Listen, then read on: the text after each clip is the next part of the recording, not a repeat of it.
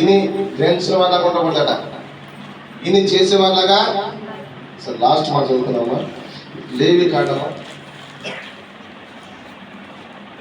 26వ అధ్యాయం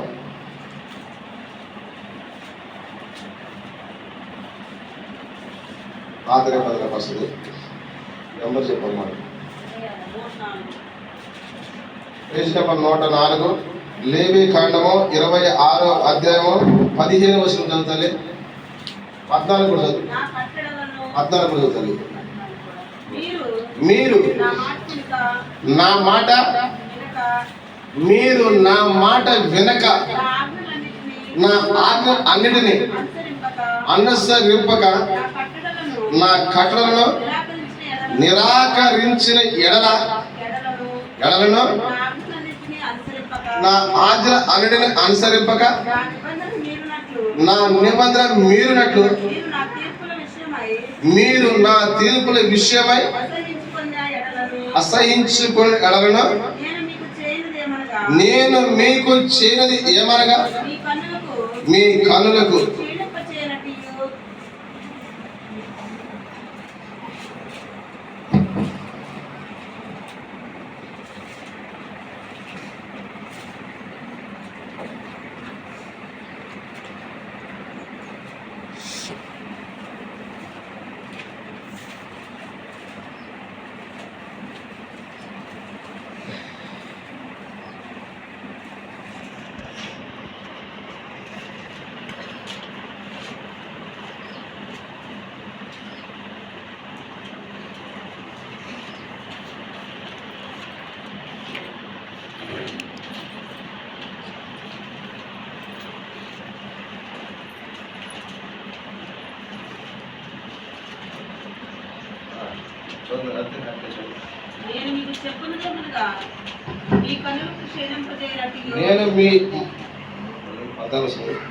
మీరు నా మాట వెనుక నా ఆజ్ఞని అనుసరింపక నా కట్టడలను నిరాకరించిన ఎడల నా ఆజ్ఞని అనుసరింపక నా నిబంధన మీరినట్లు మీరు నా తీర్పుల విషయమై అసహించుకొనిన ఎడల.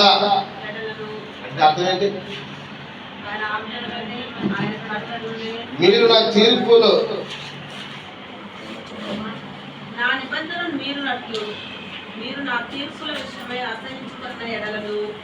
ఆయన ఏదైతే తీర్పిస్తున్నారో దాన్ని మీరు ఏం చేస్తారంటే అసహించుకోవాలన్న ఎడలను నేను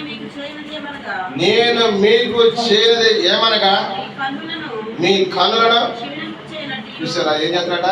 దేవుని మాట వినకపోతే మీ కన్నులను నశిస్తారట. కన్నులకి గుడ్డితనమో కలగ. ఎవరు చెప్తున్నారు ఆ మాట?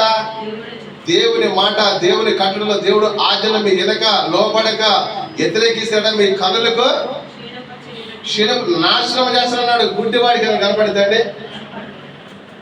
నువ్వు ఆడే కూర్చోవాలిగా ఎటు కోటలకు ఆస్కారమో నీకు ఇప్పుడు తోడుంటే ఏదైనా నువ్వు చేయగలదు. నీ కన్నులకు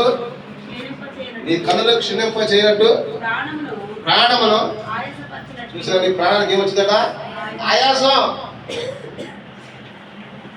ఆయాసం వచ్చిన ఉండగలుగుతా, ప్రశాంతంగా ఉండగలుగుతురా, తినగలుగుతురా, పండుకోగలుగుతురా, సంతోషంగా ఉండగలుగుతురా?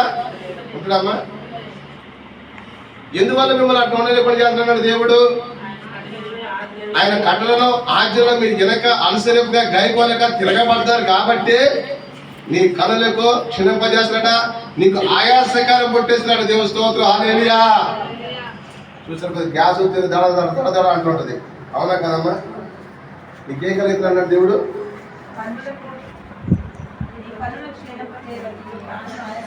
నీ ప్రాణానికి ఏమొచ్చిందా? ఆయాసం. కూర్చోలేవు, నిలబడసాట నిలబడలేవు. ఏడ చూస్తున్నా శ్రమ? దేవుని దగ్గర అసలు ఏ వైద్యుడు నిన్ను బాగు చేయడు, ఏ మాత్రం నిన్ను బాగు చేసిద్దా? పెద్ద పెద్ద డాక్టర్ దగ్గర పోతే తగ్గిద్దా? యేసు ప్రభు వారు మొదలు పెడతాను ఎవడు కూడా తీరడు. అసూతల్లి మీకు ఆయాసమును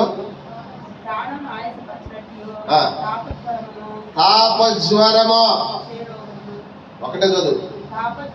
ఏమొచ్చిందట? తాపజ్వరం వచ్చిందా? నీకు జ్వరం తగ్గిస్తాడు దేవుడు. అది పురుషులు నీకు జ్వరం అట్నే ఉంటుందా పోదమ్మా? నువ్వు ఎన్ని మందులోన ఎంతమంది డాక్టర్ తిరిగినా, ఎన్ని టెస్టులు చేసి, ఎంత ఆగిపడ్డా నీకేమని ఏమి రాదు ఫలితమో. ఆ జ్వరము అట్నే ఉంటుందిగా.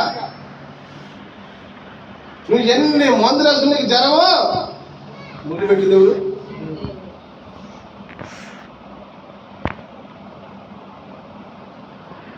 మీరు గ్రహించిన జనాలు ఇది జ్వరం వస్తుందో పోతుంది అనుకున్నారు, దగ్గు వస్తుందో పోతుంది, ఆయాసం వస్తుంది అనుకుంటున్నారు. కానీ పెట్టేది ఎవరంట?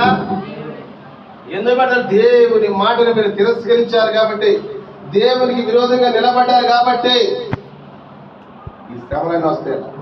నీకు తాపజ్వరం వచ్చిందట.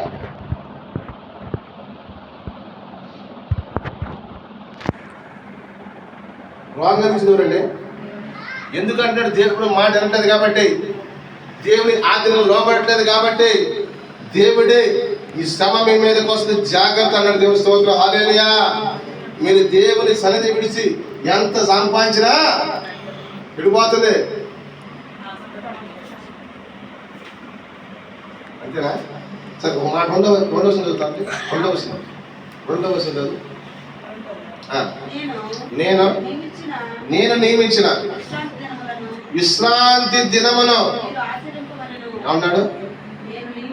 నేను నియమించిన ఈ రోజు ఆదివారము రోజు మీరు అడుండాలి. ఏమన్నారమ్మా?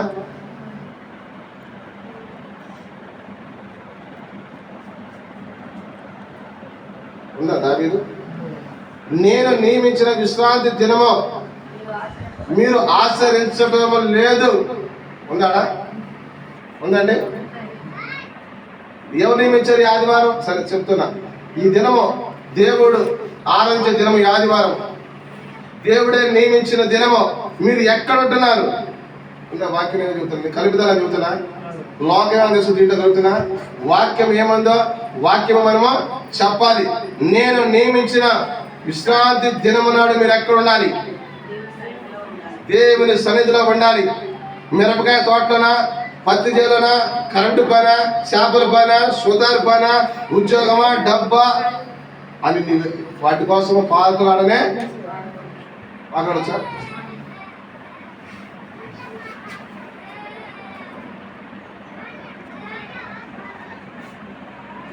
ఇట్లాంటి ఎవరితో తెలుసా?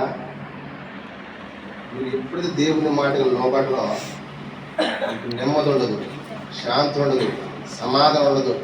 మీ కళ్ళు క్షీణించిపోతాయట, మీకు ఆయాసం కలిగిద్దట, జ్వరము. నువ్వు ఎప్పుడు హాస్పిటల్ ఉంటావు, సంపాదిస్తూ చలో బస్ ఎక్కి పోయా ఇంటికి పోయా. ఎన్ని టెస్టులు చేసినా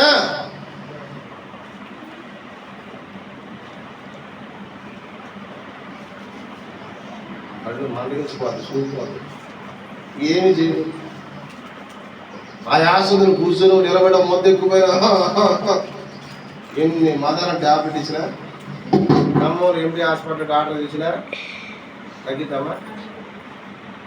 దేవుని సన్నిధిలో ఆరాధించిన రోజున నువ్వు పని పోయి నేను డబ్బు సంపాదించాలని నువ్వు అనుకుంటున్నావేమో, అది దేవునికి ఇష్టమా? నువ్వు అనుకుంటున్నావేమో. ఇవాళ మా ఆయన ఆదివారం పనికి పోయిండు, 1000 రూపాయలు వస్తాయి, ఇట్లా 4 వారాలు ఎక్కొట్టింది, 6 వస్తాయి, నేను వడ్డీకి ఎత్తు అనుకుంటున్నావేమో. జాగ్రత్త బిడ్డ. నువ్వు అనుకుంటే నవ్వుతున్నావు, ముసి నవ్వుతున్నారు మీరు. అబ్బా 4 ఆదివారం ఎక్కొట్టిండు మా ఆయన, 4000 వచ్చినాయి, ఇట్లా 4 వారాలు 4000 ఎక్కొడితే ఒక 20,000 అయితే 20,000 వడ్డీకి ఇస్తే 20,000కి 20,000 వస్తాయి అనుకుంటున్నారేమో. 20కి 20, 40, 20కి 80 దాచలేదు, 20కి ఇంకా 20 నువ్వు భయమ కలిగే భక్తి కలిగే దేవుని సన్నిధిలో విశ్రాంతి దినమైన దేవుని ఆరాధించే దేవుడిని ఘనపరుస్తాడు. ఎటువంటి రోగము, ఎటువంటి వ్యాధి, బాధ, రోగ రూపిణి ఎటువంటిది అన్నసరి ఎదుట నిలబడదు. నీ పక్షమున దేవుడు యుద్ధము చేస్తాడు.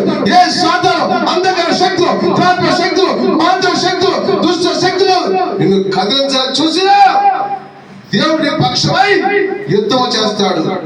ఎప్పుడు నువ్వు దేవుని సన్నిధిలో విశ్రాంతి దినము ఆచరణ చేసినప్పుడు లేకపోతే దేవుడే నీకు సైతాన్నే పంపిస్తాడు. కాదా?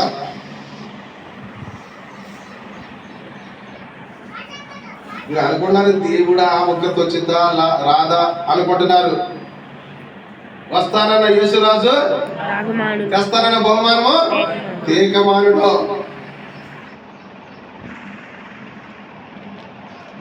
విశ్రాంతి దినము దేవుని గణపరచిన దినము. నువ్వు ఎప్పుడైతే దేవుని సన్నిధి విడిచిపెట్టిపోతామో నీ శ్రమకే. 4 రోజులు బాగానే ఉంటుంది, 4 డబ్బులు బీరువాలు ఆహా పర్లా. మొన్న 2 కాగితాలు 4 కాగితాలని, అబ్బు 10 కాగితాలని, 20 కాగితాలని, ఆహా ఒక నోటు రాసి 50,000 అయినా అనుకుంటున్నామేమో. ఇచ్చినోడు అప్పుడు పంపిస్తున్నాడు శివకి. దేవస్థ మాత్రం హల్లెలూయా. ఇచ్చి వాడు పంప చుట్టూ తిరిగి చెప్పులు అరిగిపోయి ఇద్దరు జుట్టు పట్టుకొని తన్నుకుంటారా లేదా?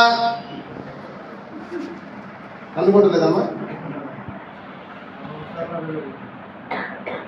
నువ్వు ఎంత కష్టపడి దేవుని సన్నిధి విడిచిపెట్టి సంపాదించినా వాడు నీ సంపాదించి అప్పుడుగా తిని నువ్వు ఏం చేసుకుని దిక్కోసాడా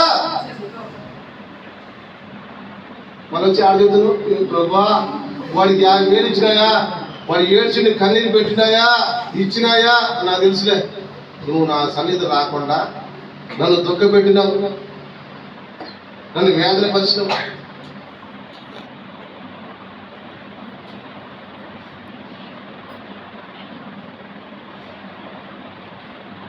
విష్ణువతులు హల్లెలూయా.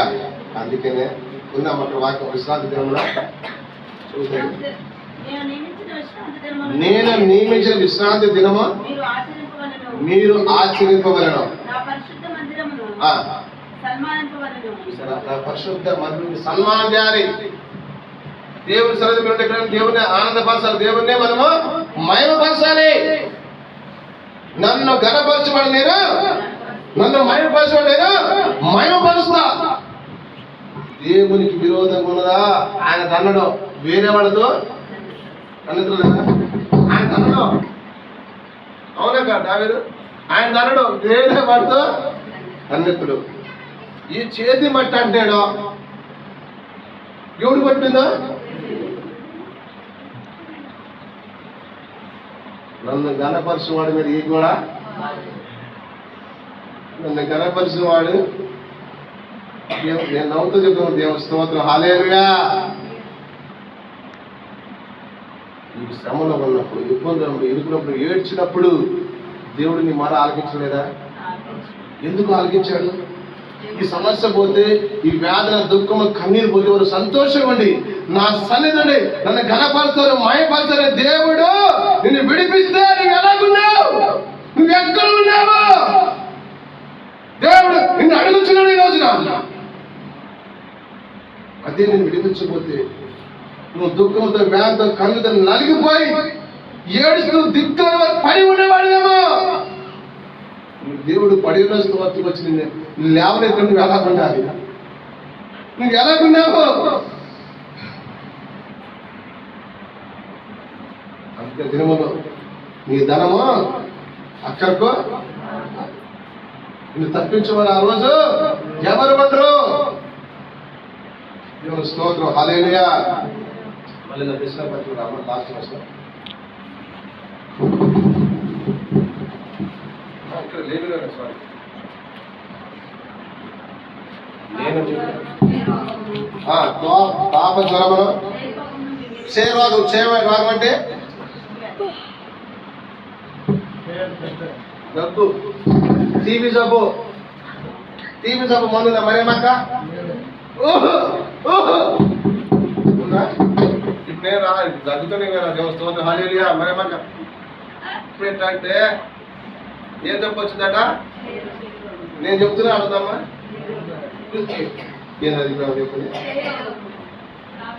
టీబీ జబ్బుకి మందు టాబ్లెట్ ఉందా? టీబీ జబ్బు మార్నింగ్ కూర్చోబెట్టి వాడు ఎట్టే ఉంటాడు ఊరు వాడి దగ్గరికి వాటికి అంతే.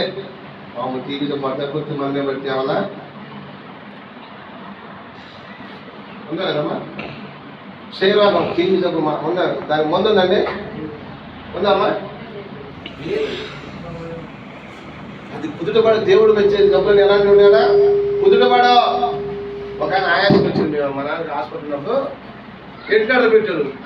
వాడు రైతు కూర్చోడు, పగులు కూర్చోడు, రాత్రి పగులు కూర్చొని ఉంటాడు. ఎప్పుడు పడుకోండి పడుకోండి, శ్వాస ఆక్సిజన్ ఉంది మూతికి, తీస్తే చచ్చిపోతాడు. రాత్రి పగులు కూర్చొని ఉండవు, రాత్రి కూడా కూర్చొనే ఉండవు. మా పక్కన కుదర అట్నే ఉండవు.